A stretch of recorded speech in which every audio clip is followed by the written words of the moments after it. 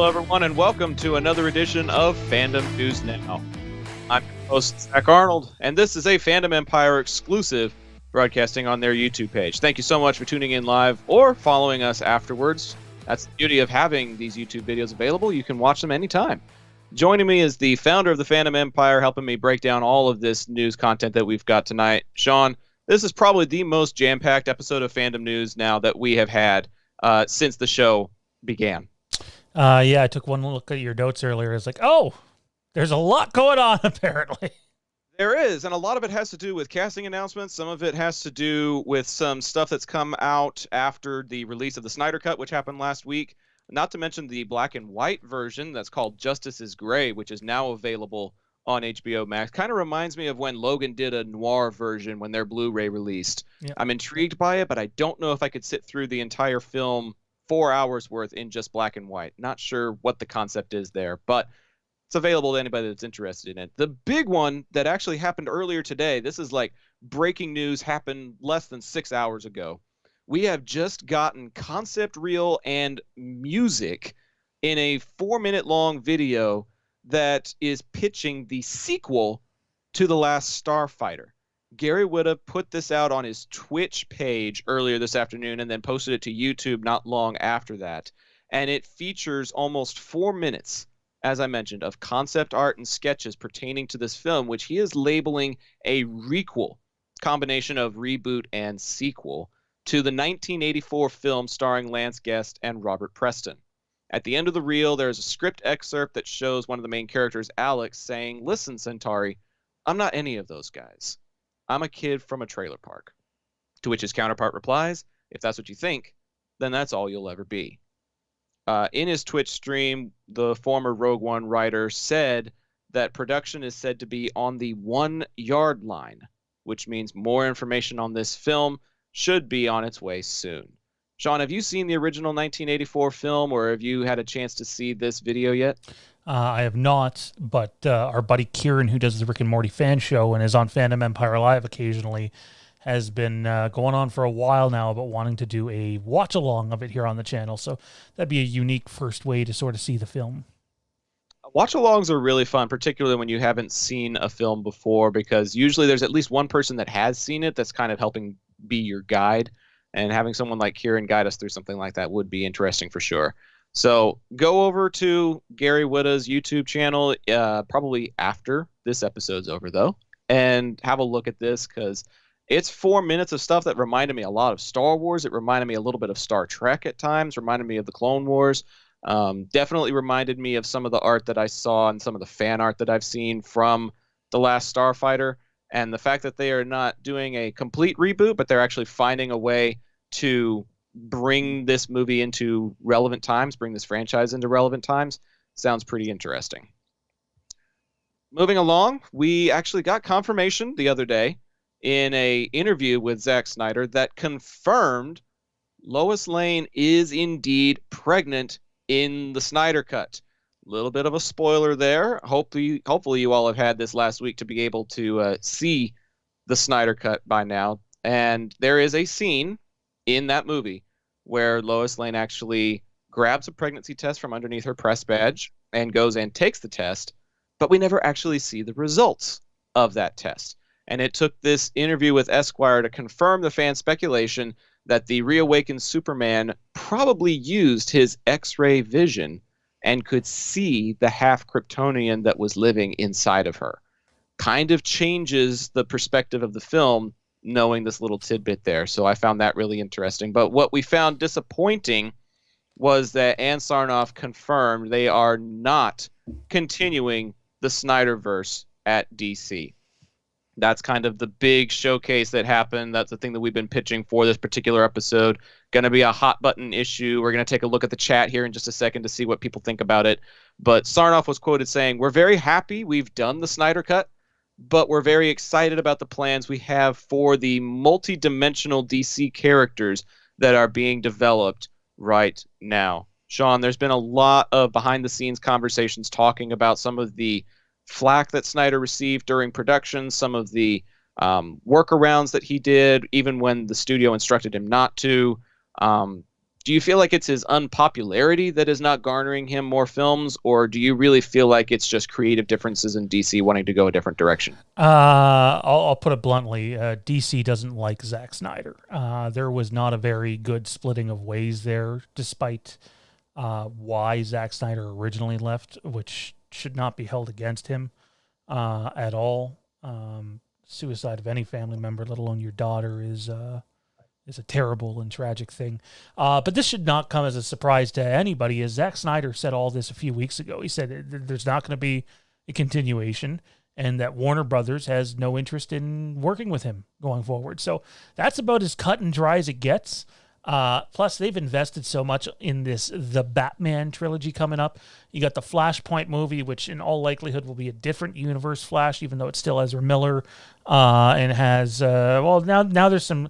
We'd heard for months from Deadline, Hollywood Reporter, Variety that Michael Keaton was cast in that movie, and now we're being told maybe he hasn't been.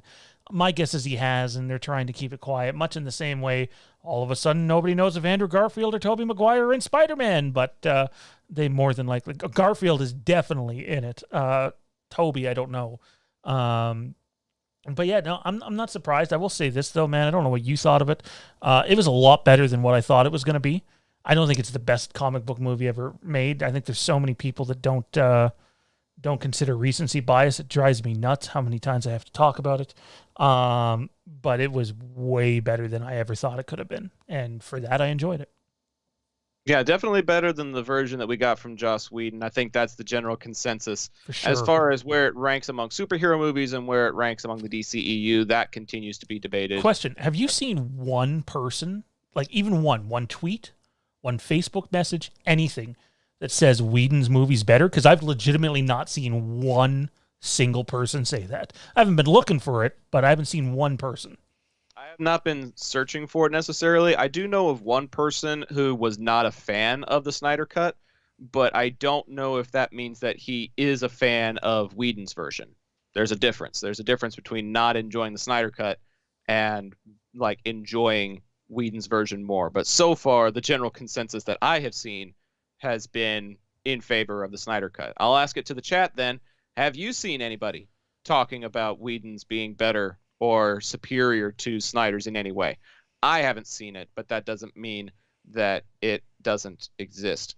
Going to the chat real quick, Kenny Crayley's been really active with us tonight. Thanks for tuning in, Kenny. Says, I think honestly the Snyderverse won't continue. It's time for WB and DC Films to move on to newer films and film projects and hopefully brighter and better films for DC moving forward. I'm not saying you have to make the newer DC films like the MCU. That's its own thing. But to make compelling stories and such, to make them more interesting. I seem to be in agreement. The only problem is the epilogue that transpired at the end of the Snyder Cut seemed to have left a lot of possibility open for more stories to continue.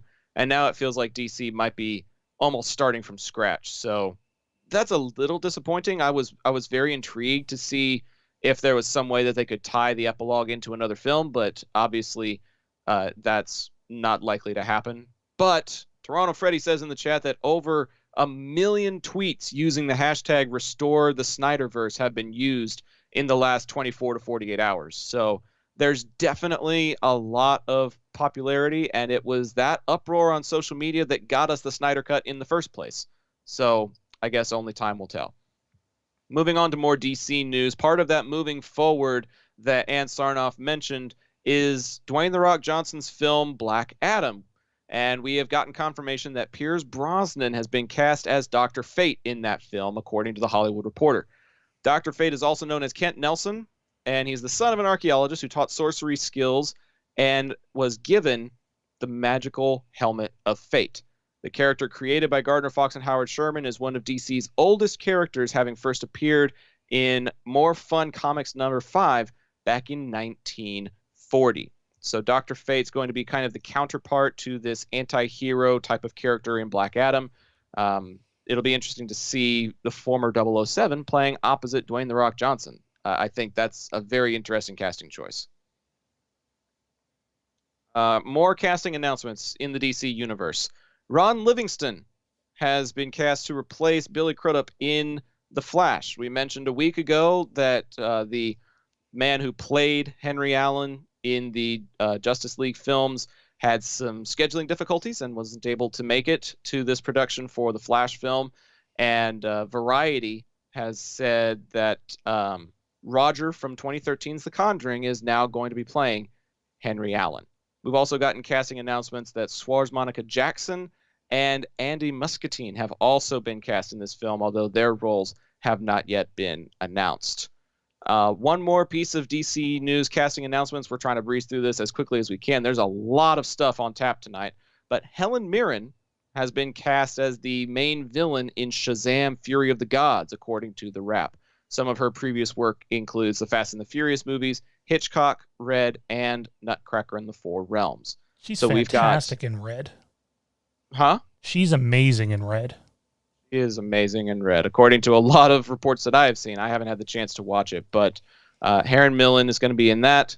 Ron Livingston in The Flash, and here's Brosnan in Black Adam. What do you make of some of these casting announcements there, Sage?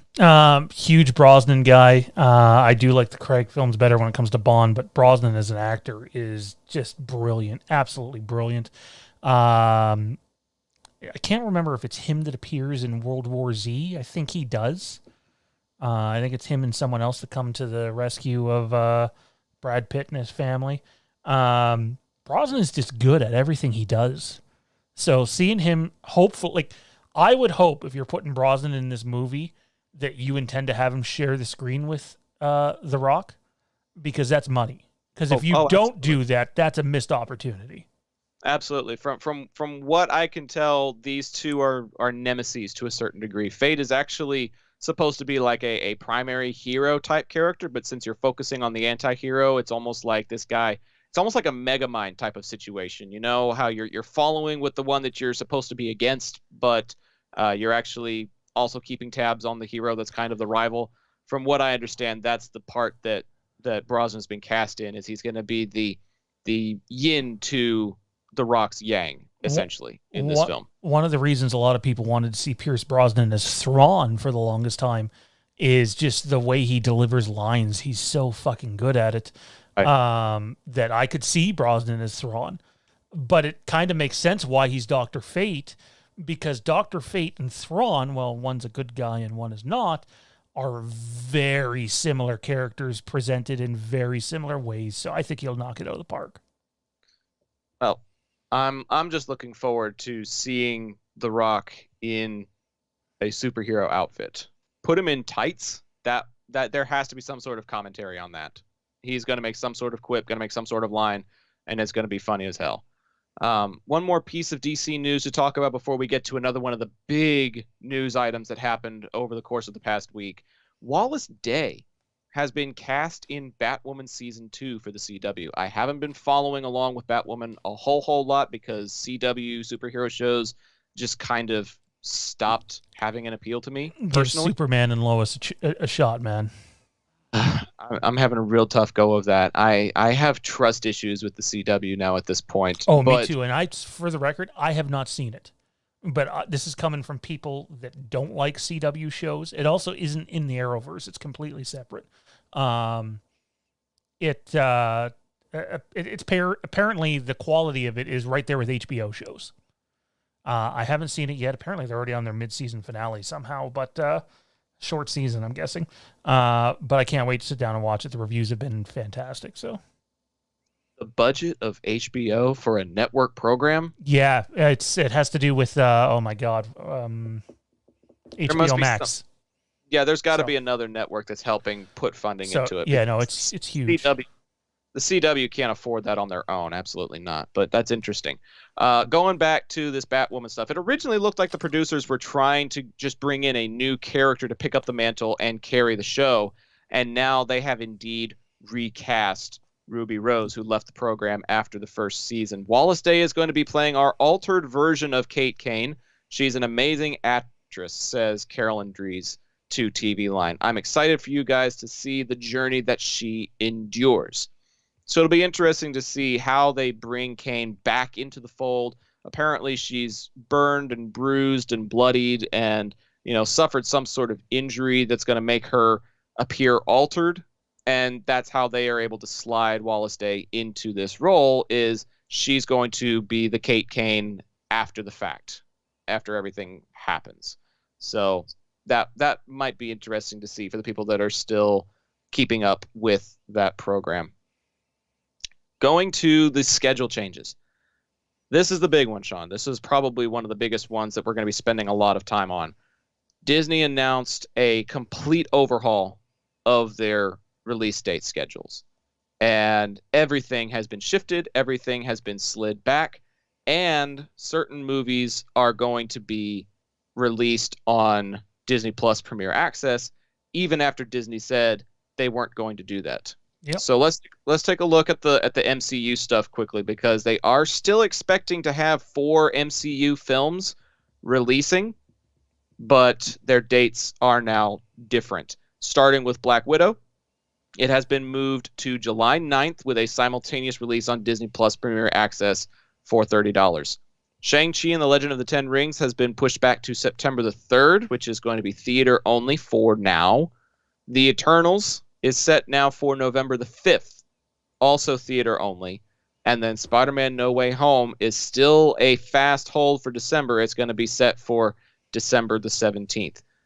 The interesting thing about this is that Black Widow's release date now means that we are going to have a 2-year gap between MCU movies for the first time since the MCU was a thing. So we are making history with this particular delay and the delays as a whole, Sean. I can't say I'm surprised. People on this network that watch Fandom Empire are used to us talking about the delays and shifts from the pandemic. Seeing Black Widow go Disney Plus was a little bit of surprise. But the one that I think I'm still most excited for, and the one I know the least about, man, is Eternals, just because of the cast. The cast looks brilliant, but I know absolutely nothing about Eternals. So It could be dog shit. I might not just be interested in it once I see it. But the cast has me intrigued enough to think that it could end up being something special. And by the way, I know this is backtracking on a show. We have no time. I don't know if you've seen Ruby Rose act, man. She can't act her way out of a wet paper bag. I know that's a really mean thing to say, but she's brutal. The only thing I ever saw her in was Orange is the New Black, and it was only decent because she had a decent cast around her. The ensemble cast of OITNB was phenomenal and kind of helped pick her up.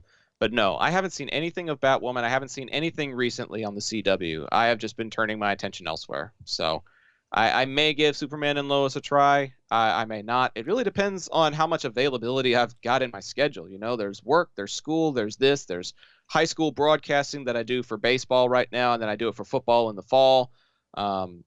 There's just a lot to be juggled right now, and sometimes all I can do is a half-hour sitcom before I go to bed. So it really just depends. 4 hours for a Snyder Cut. I didn't even get to see it all the way through. I spent 2 hours after I was done with a full work day and a baseball game after that. I got to sit through half of it before I just collapsed and fell asleep, and then had to watch the second half the next morning. So, like, I don't even have 4 hours that I can string together to watch a movie. So I don't have to tell you, you have a kid, but it's not easy to get your schedule lined up to be able to do that and manage the life responsibilities you've got as well. I keep saying to Jade, hey, I want to catch up on Superman and Lois. Apparently, they're already on their mid-season finale. I also want to catch up on Mayans. It started season 3, way behind on it. We had to watch the Snyder Cut in 3 sittings because it's hard. It's life. #adulting. #adulting indeed. Continuing with some of the other Disney movements that are outside of the MCU, Cruella has now been moved to May 28th for theaters and Disney Plus with Premier Access. Disney Pixar's Luca is going to be following in the same footsteps as Soul, and it's going to be released June 18th exclusively to Disney Plus. So no opportunity to see that one in theaters. I did go see Disney's Raya and the Last Dragon about a week and a half ago. That was worth seeing in theaters, but unfortunately we won't be seeing Luca on the big screens. Free Guy has been pushed back to August 13th. The Kingsman has been pushed back for the 7th time. This is the 7th delay that this film has gotten, and it's now going to be a Christmas release of December the 22nd. Deepwater has been pushed all the way back to February of 2022, and Death on the Nile also February of 2022. No, I make a correction there. Deepwater is January of 2022. Death on the Nile, February 11th. So there are some Disney features that were supposed to come out in the fall that aren't even coming out this fall. and a lot of them are either going to be on Premiere or Disney Plus. Very few of them now going to the theaters, or if they are, it's not happening until next year. I'm curious to hear from the chat if there are any that they still intend to go and see in the theaters. Are you going to go see Free Guy in August? Are you going to try and go see The Kingsman in December? Are you going to try and catch an MCU film in the theaters? Obviously, after their run is completed, we can probably expect them to end up on Disney Plus at some point. I think Mulan is now available to just regular Disney Plus subscribers, so it doesn't stay on Premiere indefinitely. But there's just something about paying the extra $30 that I really don't have any inclination to do. So it's interesting that they're going to keep this paid tier format in place. I thought Mulan was a very unsuccessful experiment, but they're trying it again with some of these films like Black Widow and Cruella. So they must have seen something there that they like, because they just keep doing it. Yeah, I'm not sure how I feel about it, to be honest. And I don't know what the next movie I will actually go to see in theaters is, because, they're not close to opening up here. So we'll have to wait and see, but it'll probably be something in the summer. So, what are your restrictions right now? Like, what tier are you at? They're pretty brutal, and the tiers are so confusing up here. But basically, we just moved up from only 10 people being allowed in restaurants. So, and movie theaters are not open. Most of them, anyways. I don't think any of them are open at this point. And if they are, I don't know what the hell they're playing. So yeah, no, it's still pretty strict. Like, we can't even have recreational sports yet. So, yeah. Well, I know how much you're missing softball then. Oh yeah, fuck. We haven't last softball game. I don't remember when I played was, so a long time ago. That is crazy.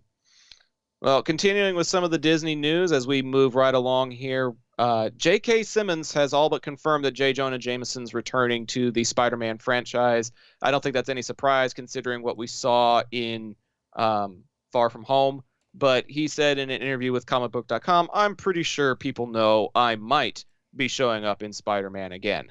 I really don't think... I think he signed an NDA and had to say something like that, but he was probably like nodding and winking the whole time he was doing it, because it's all but a given that we're going to be seeing J. Jonah Jameson again in the franchise. We mentioned Garfield possibly being in this film as well. It's shaping up to be a pretty star-studded movie, and the more I hear about it and the more I see people talking about it, the more excited I get for this film. Let's see what we got here. This is some stuff pertaining to the Falcon and Winter Soldier. Disney announced about a day or two ago that it had the most views for a premiere on Disney Plus in the streaming service's brief history. Obviously, it's only been around for just over a year, so there's not a whole lot to work with there. But the Falcon and Winter Soldier has been announced as the most watched series premiere on Disney Plus, beating out the likes of The Mandalorian and WandaVision. And Wyatt Russell was talking about the Falcon and Winter Soldier, particularly John Walker's journey. And for those of you who don't know, the end of the first episode revealed a quote-unquote new Captain America. And according to Russell, he says he's going to be Captain America his way, and he wants to do it right. But his very specific way is that he learned through being basically a trained human hunter. So this version of Captain America that we're getting here is going to be a little different from the versions that we've seen previously, but that's to be expected because all he did was walk out at the end of the episode and had screen time for all of 10 or 15 seconds, and he's already being memed the fuck out of on meme platforms. Have you seen some of those memes with the new Captain America? I saw one, Sean, the other day that was a picture of Steve Rogers, and the caption above it said barbecue in Texas. And then the caption above the new guy said barbecue everywhere else. And I was like, you know what? That's very true. I have seen a bunch of them. I'm really looking forward to where this series goes. I really like the premiere. I was very intrigued by some of the flashbacks that they did with Bucky. I was very intrigued with some of the character development that they were doing with Sam going back home to Louisiana. There's a lot of potential to dive deeper into both of those guys, and I'm looking forward to seeing how the rest of that unfolds. there's another announcement from the MCU, and apparently there is going to be an Echo series in the works at Disney Plus. Per Variety, they announced that there is a possibility that the character Echo, who will be appearing in the Hawkeye series, could end up getting her own spin-off. Echo is a deaf Native American played by Alaqua Cox right now, and Echo's real name is Maya Lopez, who has the ability to perfectly copy another person's movements or fighting style, making her a formidable opponent in battle. In the comics, Echo has crossed paths with characters like Daredevil, Moon Knight, and the Avengers. Correct me if I'm wrong, but isn't Moon Knight showing up in the Eternals? I believe that's the case that we're getting. Sorry, And apologies. Got a bit of an emergency text here. Can you repeat that? No worries. I believe Moon Knight is showing up in the Eternals. Isn't that right? Isn't that who Kit Harington's supposed to be playing? Or is that Oscar Isaac? No, Oscar Isaac is Moon Knight. And I don't know if they connect to the Eternals or not, but it's Oscar Isaac. Oscar Isaac, Kit Harington, I forget who he's playing, but he's in the Eternals alongside Game of Thrones co-star Richard Madden. Yeah. So with Moon Knight in the works, we could end up seeing Echo crossing over with Moon Knight. With the Daredevil franchise returning to Disney, we could end up seeing her crossing paths with Daredevil. And then, of course, she also had interactions with the Avengers. She was also the first person to hold the title of Ronin before passing it on to Clint Barton. So an Echo series potentially in the works over at Disney. Sean, out of some of these pieces of Disney/Marvel announcements, J.K. Simmons, Falcon and Winter Soldier, the Echo franchise, what stood out to you the most from that? Again, like recency bias aside, I really enjoyed Falcon and the Winter Soldier and think it's only going to get better. Wasn't a WandaVision guy, but I also haven't seen it all the way through, and I need to give it a chance. I don't know. I don't know how you felt about it, man. Falcon and the Winter Soldier for me felt a lot like Captain America: The Winter Soldier, like the style, the way it's shot. Very similar, so I really liked it. But like, how can you not be over the moon about the idea of more J.K. Simmons?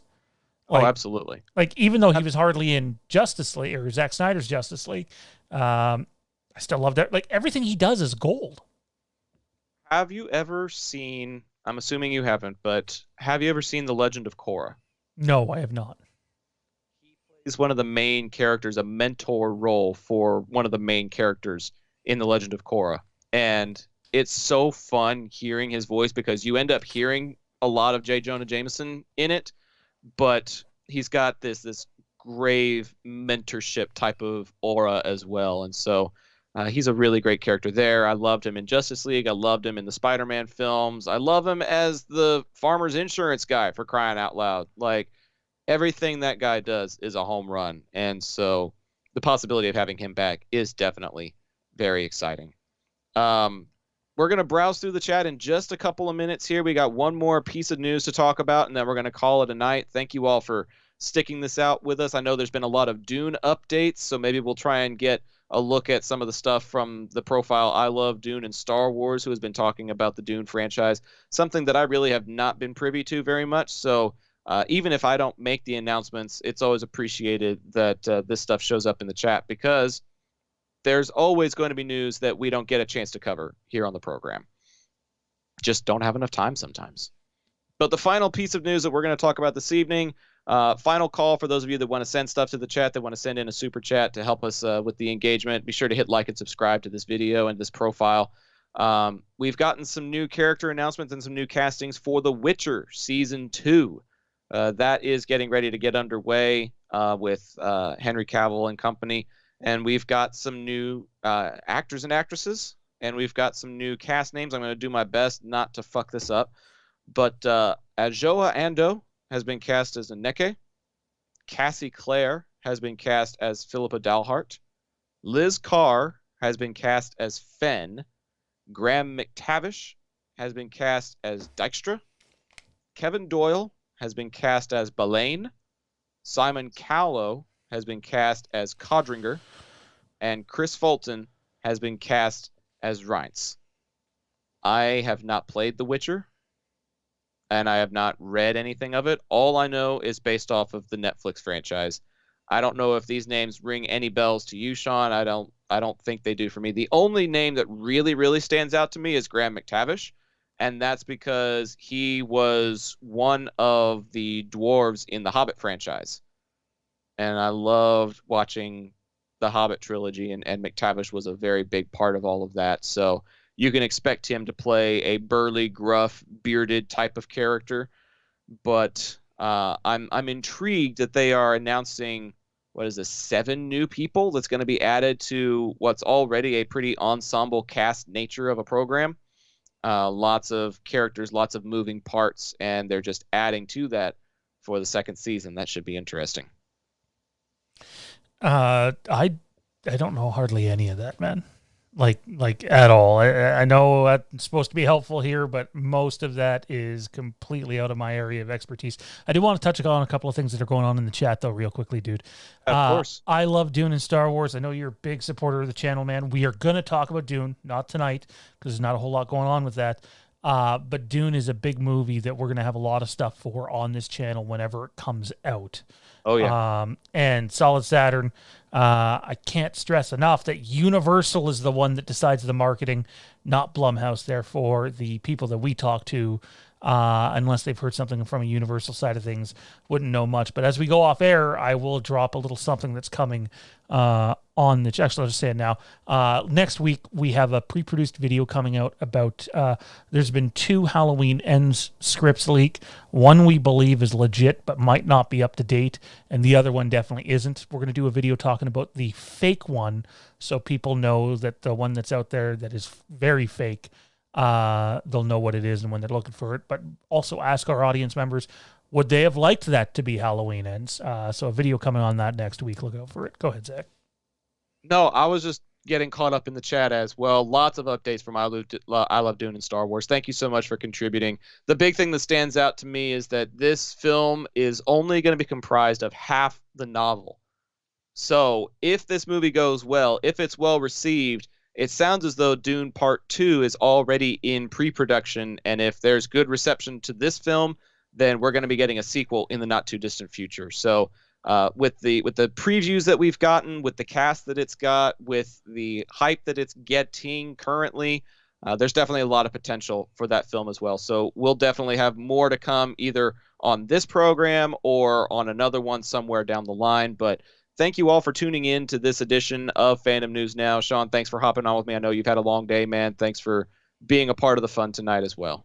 Appreciate you having me here. Quick note on Dune, though. We don't know if Denis Villeneuve is going to stay on board with that. He is really, really pissed at the Warner Brothers stuff. And I'll say this, if Denis Villeneuve is not on board for a sequel because of the decisions Warner Brothers has made, I would be out. Denis Villeneuve is the primary reason I have faith in this movie. He did Blade Runner 2049. I pray to God one day he does Star Wars.